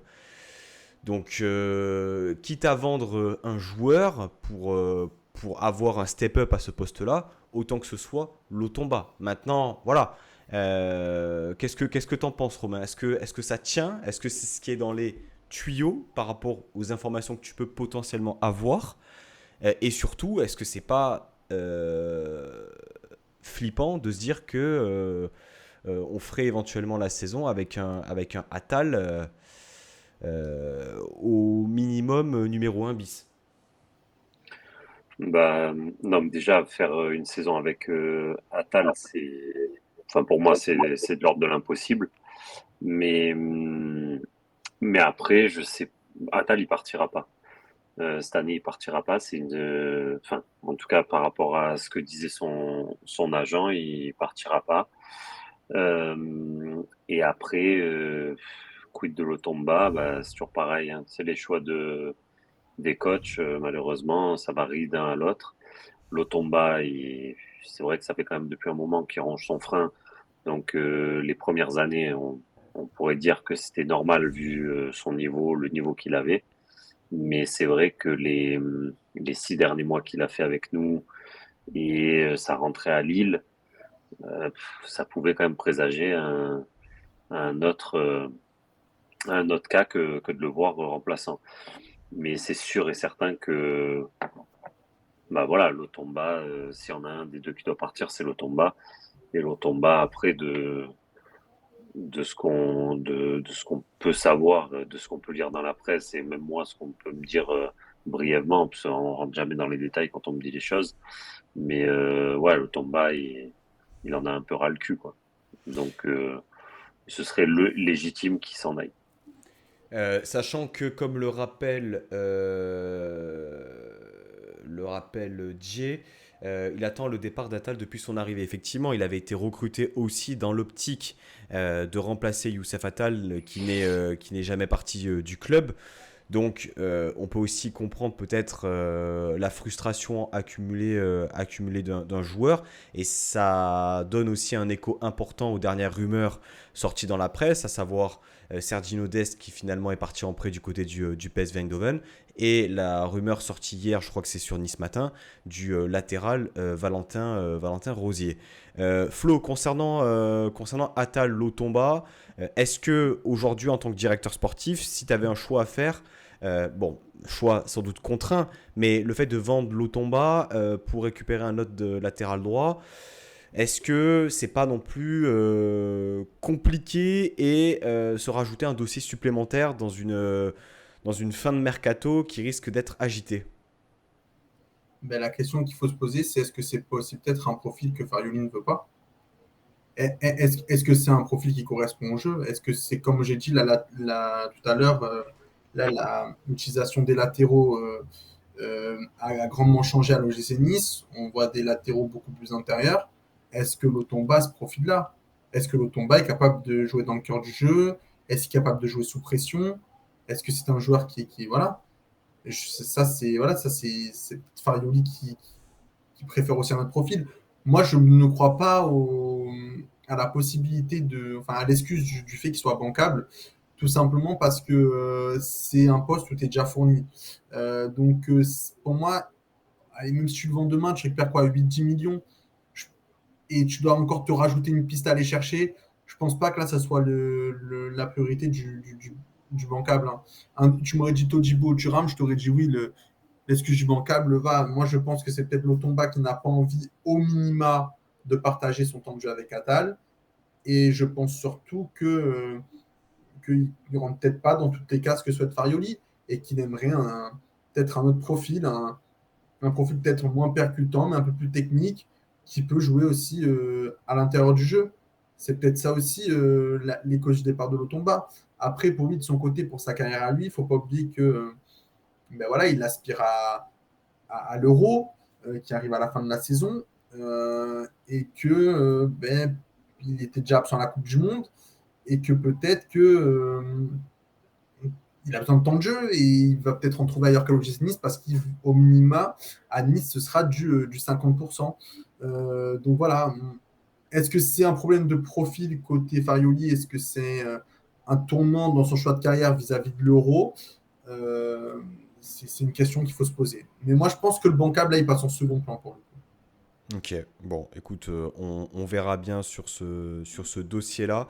Forcément, si on parle de mercato, messieurs, dames, comment ne pas évoquer la rumeur insistante qui est présente depuis plusieurs semaines autour de Jean-Claire Todibo. Alors, le club parle d'une blessure l'ayant empêché de jouer. On sait que l'avenir du joueur s'inscrit peut-être en pointillé du côté de l'OGC Nice, qu'il est aussi lié au potentiel départ de Maguire du côté de l'OGC Nice, du côté de West Ham, pardon. Enfin, du départ tout court de Manchester. Euh, il n'a pas démarré. Rosario a joué en défense centrale. Est-ce que Jean-Claire Todibo a fini, a terminé son aventure à l'OGC Nice? Voilà. Et s'il est amené à partir, parce que là on va prendre des pincettes, comment estimez-vous le timing à ce moment-là du mercato de le vendre et pour combien? Ça fait beaucoup de questions, Romain. Non, mais après, ce qu'il faut comprendre, c'est que Todibo, depuis, je ne veux pas dire la reprise, mais ça fait depuis un certain temps qu'il a plus forcément on va dire, le cœur à Nice, quoi. Donc aujourd'hui, on est dans une phase où, on l'avait lu dans Nice Matin en plus, où il parle de United et qui dit clairement que si demain il y a toutes les planètes qui s'alignent, il irait là-bas sans aucun souci. Maintenant, le problème qui se passe pour le club, c'est que Aujourd'hui, le club, bah, oui, ils sont dans une position de force parce qu'il est sous contrat, mais on sait très bien comment ça se passe avec les joueurs et que si le dernier jour du mercato, Manchester met les ronds et Nice ne pourra pas refuser parce que aujourd'hui, on a un joueur. Bah, si tu refuses Manchester à Todibo, bah, tu auras un tiers de Todibo tout au long de la saison. Et quand on sait l'aura qu'il a dans le vestiaire, ce sera pas un bon message. Donc oui, quand j'ai dit qu'il allait partir, c'est que bah il y a tout qui porte à croire qu'il va partir. Voilà, c'est aujourd'hui lui dans sa tête, il y a plein de choses et je pense que après on a beau me dire ouais mais il n'y a pas eu d'offre et tout. Ouais, mais c'est sûr que le copain de Todibo il va dire oui oui oui, il y a eu une grosse offre sur Todibo, ils lui ont proposé tant de contrats et tout, ils diront jamais rien. La preuve, on m'envoie un screen en me disant ouais mais Todibo en fait il s'est fait mal au genou, c'est pour ça qu'il est pas sur la feuille de match. J'avais envie de rigoler. Donc au bout d'un moment, aujourd'hui, moi, les infos, je les ai pas. Je sais pas s'il y a une offre ou quoi que ce soit. Mais par rapport à lui, ce qu'il veut, c'est clair que c'est de partir. Et quand un joueur veut, je pense que l'offre, elle viendra de United. Donc voilà. Mais si tu prends quand même la décision de ne pas l'aligner dans le 11, c'est que on est quand même à un stade avancé des négociations. Enfin, je veux dire, si c'est une blessure, comme on l'appelle, diplomatique, ah bon, après, il y a peut-être le contre-exemple aussi, Lucas Digne, qui est en partance pour l'OGC Nice, qui a joué son match contre Everton. Mais Flo, qu'est-ce que tu penses du fait de ne pas l'avoir aligné? Est-ce que les dés sont déjà jetés? Alors moi, parce qu'il faut savoir que cet été, c'est très très compliqué d'avoir des échos de ce qui se passe à Nice. Et tant mieux. Oui, ça sort vraiment au tout dernier moment très souvent. Bon, on échange souvent avec Romain là-dessus, enfin, dès qu'on peut, et c'est vrai que cette année, c'est très compliqué. Je pense qu'on pourra te le confirmer. Et d'ailleurs, tant mieux, parce que c'est mieux ainsi. Moi, de ce qu'on m'avait dit en début de mercato, même fin juin, c'était qu'on espérait, on voulait pas le départ et de Todibo et de Thuram. On voulait un des deux, parce que si on pouvait garder les deux, c'était encore mieux, mais un des deux parce que financièrement, ça pouvait aider, notamment avec le fait qu'Ineos avait baissé drastiquement l'enveloppe. Et au choix, on aurait préféré un départ Kefren Turam. Tout simplement parce que on estimait que c'était peut-être un peu plus facile à remplacer, dans le sens où avec Todibo Dante, il y avait une complémentarité. Thuram, en fin de saison dernière, c'était déjà un peu plus compliqué à Nice, notamment dans ses performances. Et Et, la blessure aussi. la blessure. Et le scénario du mercato a fait que Thuram, au début c'était Liverpool, mais il y a eu finalement le McAllister qui a signé. Après la Juve, à un moment donné, je sais qu'ils étaient intéressés, mais la Juve avec pour moi, enfin, les coûts d'échange de joueurs, on n'est pas dans FIFA. Enfin, moi, personnellement, j'y crois pas. Mais je pense que au niveau du budget, la Juve n'était pas en capacité. Petit à petit, les portes se sont refermées. Et là, on s'est retrouvé mi-août avec un Kefren Turam qui va être obligé de remplir la l'OGC Nice.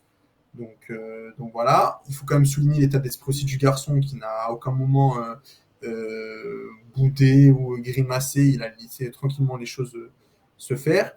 Et on se retrouve aujourd'hui, pour finaliser des pistes, dans l'obligation de vendre un joueur. Alors, comme le dit Romain, et ça, c'est pas un secret de polichinelle, depuis plusieurs semaines, on sait que Manchester tourne autour du joueur.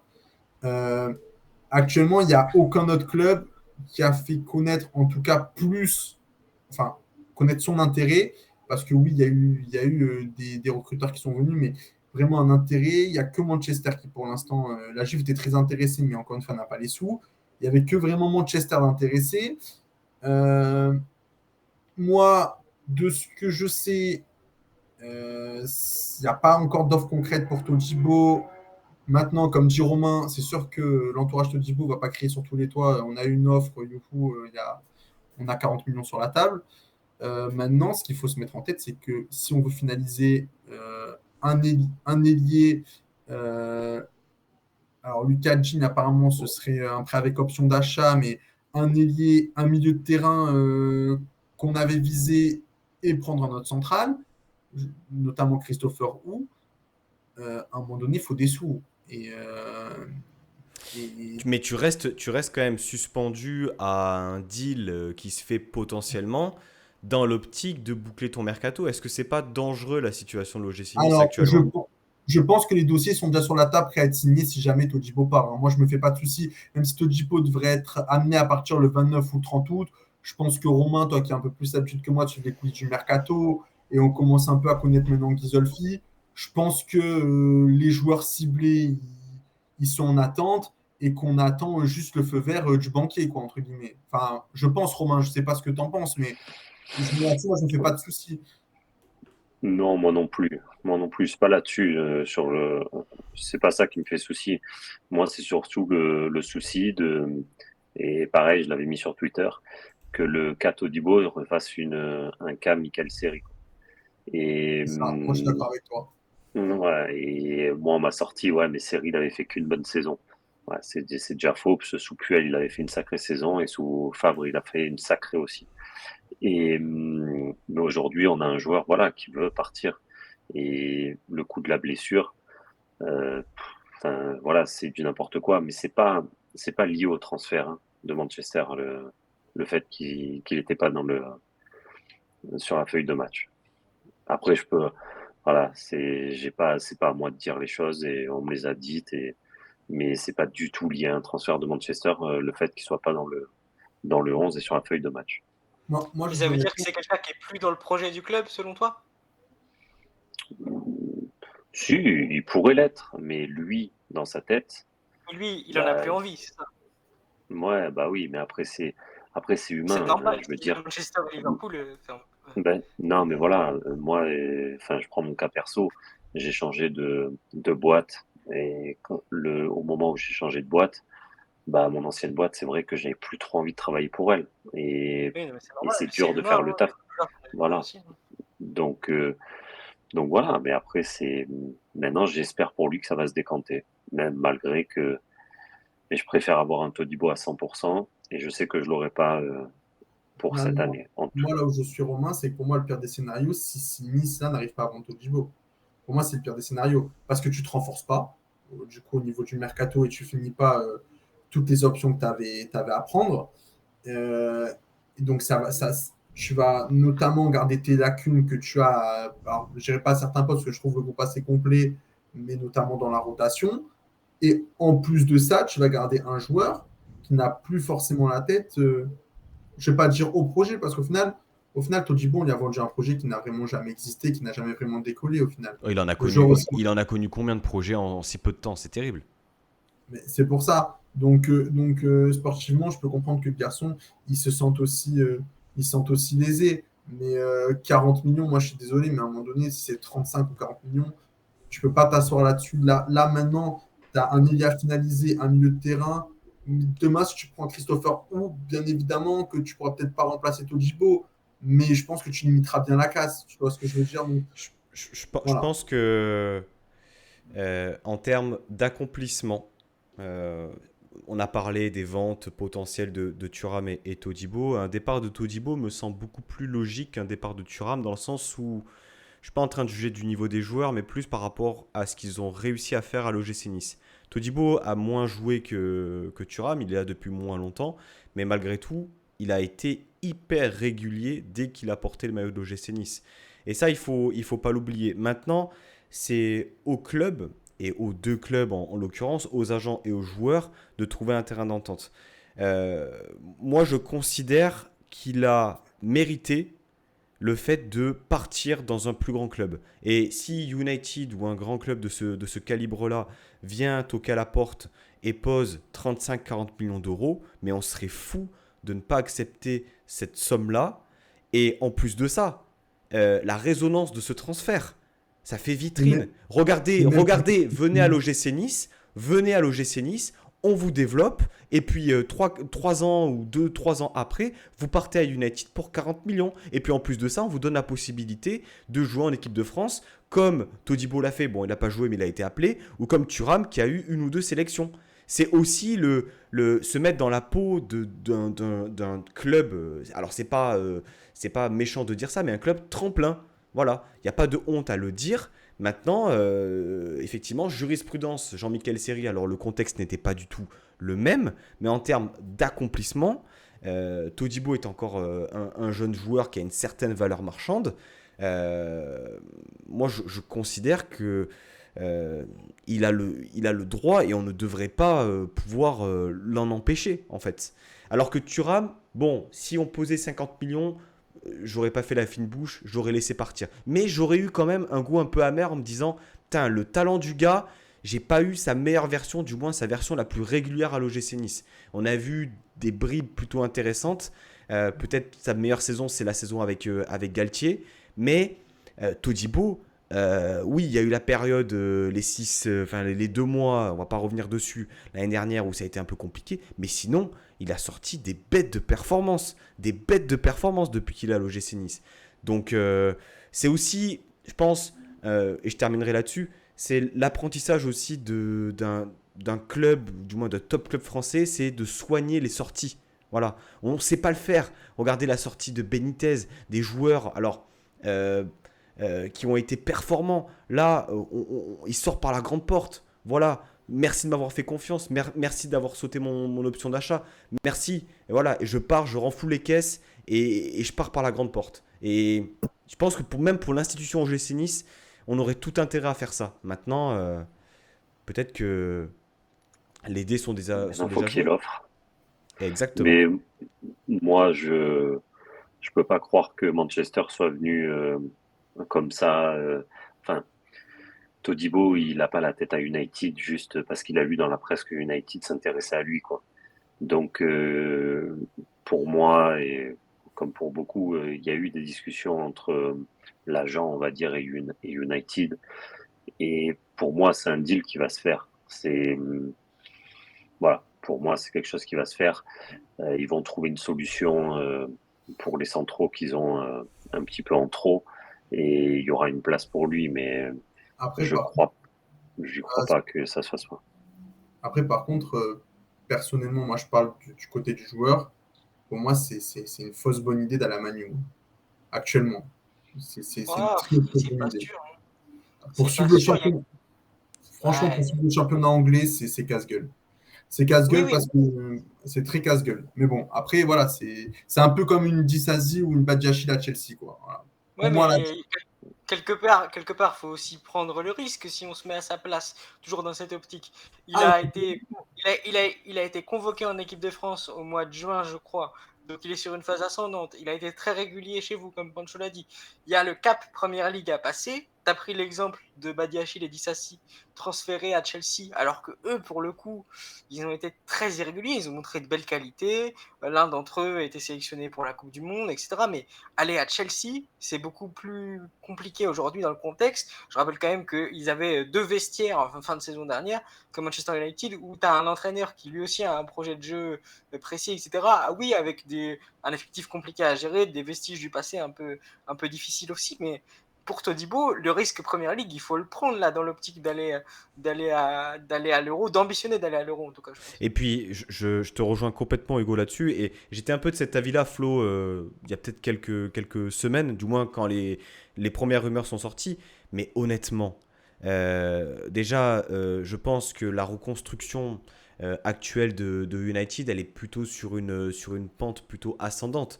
Du moins, le travail a été fait la saison dernière. Et puis, ils font non, troisième. justement, il est là le problème. C'est que c'est une fausse troisième place l'année dernière, Man United. Et pour toi, je te dis, je suis un Mais, grand suiveur du mais par championnat. rapport à quoi? Par rapport à la production du jeu? Est-ce que Alors, la charnière Martinez-Varane, c'est fiable en première ligue? Tu vois? alors, l'année dernière, ça a été très fiable, Varane Martinez. Le problème, en fait, là, c'est que si Manu fait troisième l'année dernière, c'est pas, on va dire, c'est profiter du fait que d'autres clubs qui auraient dû être là n'ont pas été présents. Mais enfin, cette année, Manchester, euh, enfin, si je peux me permettre, et le parallèle est parfait parce que les deux étaient à Nice. Quand Saliba signe Arsenal, il y a toutes les conditions réunies pour que Saliba s'impose à Arsenal. il arrive dans un contexte qui est sain, la place est faite pour lui, on installe Jack dans un cadre de titulaire. Là, pour Todibo, ça va être. Manchester, c'est un club en transition, mais vraiment pour le coup, c'est une saison de transition. C'est-à-dire que la troisième place l'année dernière, c'est pas une troisième place où tu peux surfer dessus. Il y a eu beaucoup de grosses écuries absentes. Oui, mais attends. Là, on va pas refaire Oui, l'histoire. oui, oui, non, mais voilà. Mais La réalité, c'est que t'es joueur professionnel. T'es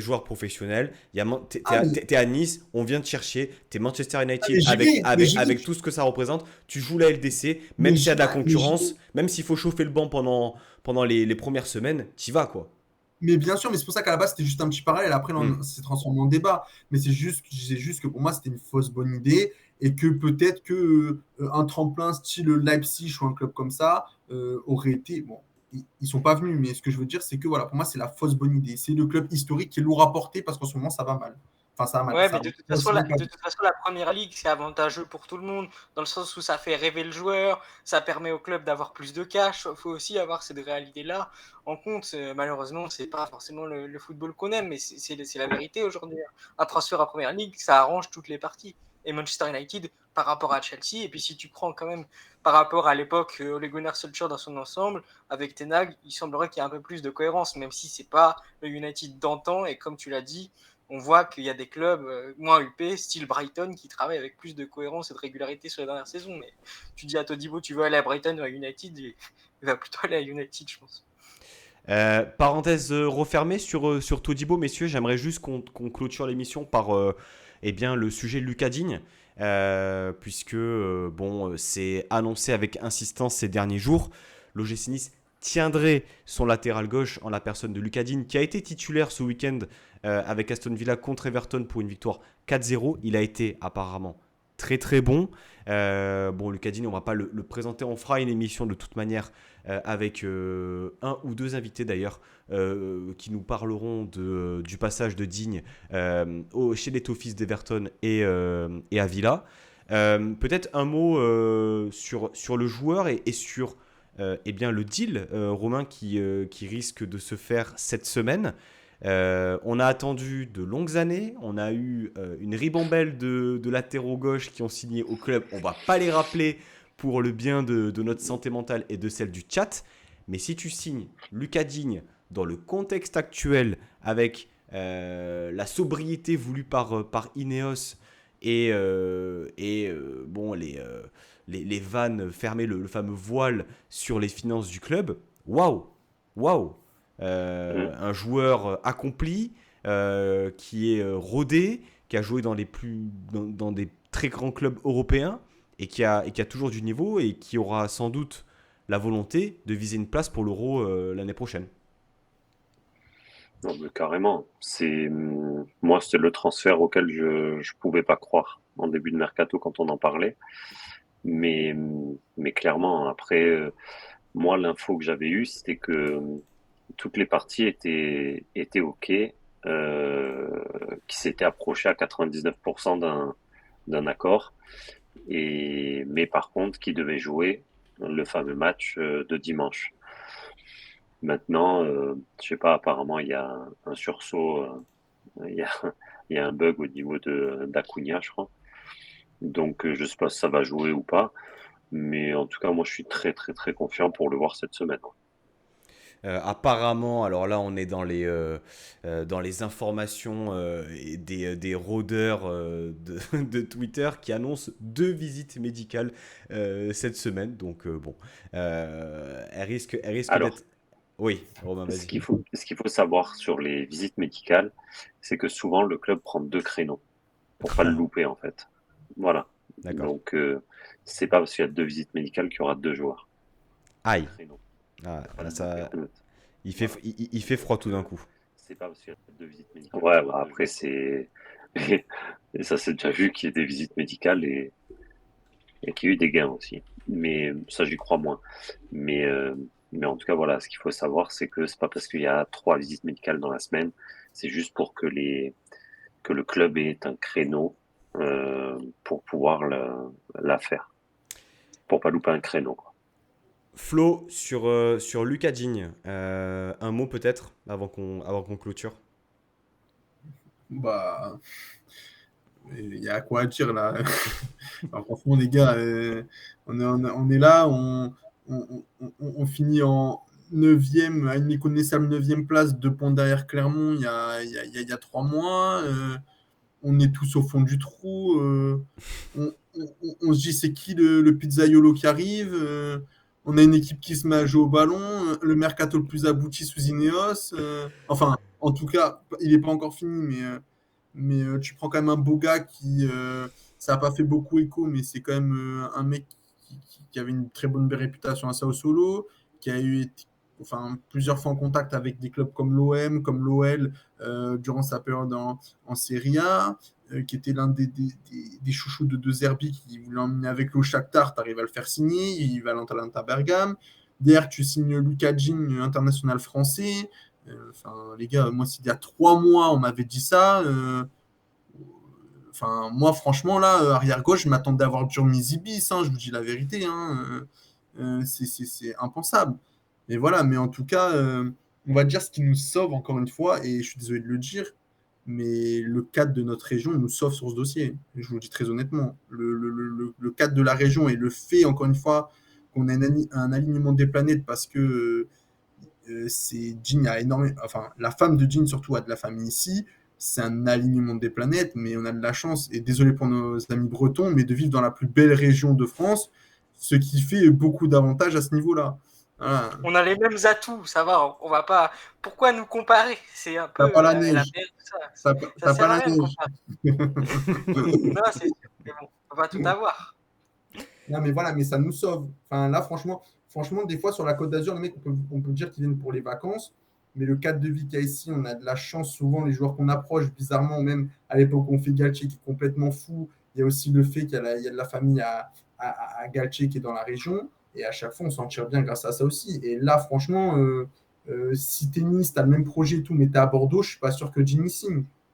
Voilà, non, mais c'est sûr que le cadre de vie, ça compte énormément. Même de toute proportion gardée, tu faisais la comparaison pour rigoler, mais c'est vrai que parfois à Lorient, même on a des joueurs qui disent, alors les joueurs ils viennent pas pour aller à la plage, mais ils disent oui, le cadre de vie, etc.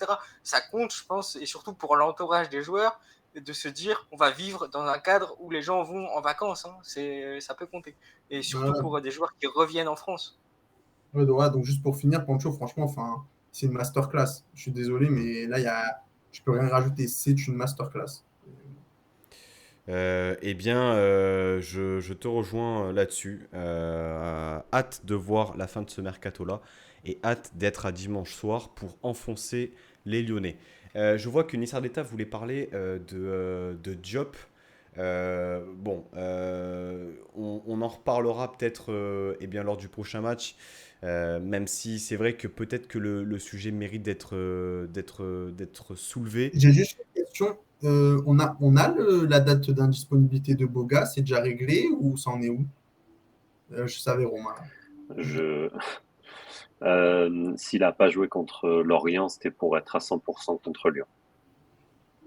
Allez, on va leur mettre la quenelle aux Lyonnais. Bon, là, les gars, on y est là. On est dans le money time. Là. On a un magnifique Sofiane Flop de El Mastrus. Bon. à prendre ou à laisser. Messieurs, on est à 1 heure et beaucoup trop d'émissions. Ce fut large, ce fut complet, ce fut enrichissant. Vous avez été très pertinent. Merci à tous les trois. La connexion internet de Flo, par contre, on ne te remercie pas. Mais l'important. Je suis désolé parce que déjà, c'est à cause de moi qu'on a décalé l'émission. En plus de ça, voilà. Donc je serai sur le banc comme Mofi pour la prochaine émission. Voilà, tu vas chauffer le banc et tu vas nous couper des citrons et remplir les gourdes, s'il te plaît. Et bravo à Hugo parce que ça a été un super intervenant. Ouais, un grand merci Hugo pour ta venue. Bonne saison au Merlu. La bise à Louis. Je peux rajouter un mot, Pancho, juste Vas-y, je t'en prie. C'est un plaisir quand même d'avoir fait cette émission avec vous les gars, toujours autant sympa, et je trouve qu'on en fait beaucoup sur une potentielle rivalité Lorient-Nice. Les gars, calmons-nous. Je veux dire, c'est juste une rivalité de personnes entre nos dirigeants. Après, bien sûr que ça a compté, le transfert de Mofi, etc. Mais là, on parle football, on était bien, on a discuté, et l'essentiel, il est là. Exactement. On embrasse Loïc Ferry, néanmoins, si tu passes par là. Voilà. N'hésite pas à te sub à la chaîne. N'hésite pas à venir sur Radio Évasion. également. Voilà, Voilà. ça c'est fait. Un grand merci à tous les trois, messieurs. On se retrouve, eh bien, je pense, cette semaine pour parler mercato. Sinon, ce sera eh bien, la semaine prochaine pour le débrief de Lyon. Prenez soin de vous, passez une bonne soirée et ciao la Baïeta. Salut à tous, merci.